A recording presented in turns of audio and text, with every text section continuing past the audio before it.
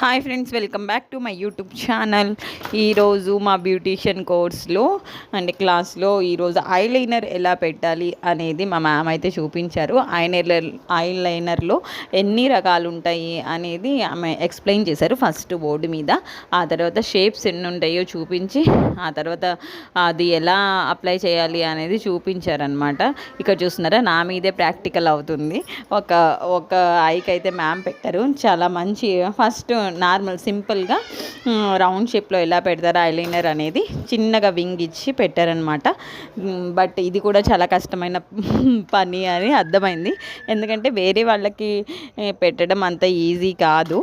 So ఇక్కడ పెన్సిల్తో అయితే మాకు నేర్పిస్తున్నారు. పెన్సిల్తో కొంచెం ఈజీగా ఉంటుంది కాబట్టి ఇక మ్యామ్ అయితే నేర్పించారు. ఇక్కడ చూసారా, వేరే వాళ్ళు నా మీద వేరే సెకండ్ ఐ మీద ట్రై చేస్తున్నారు.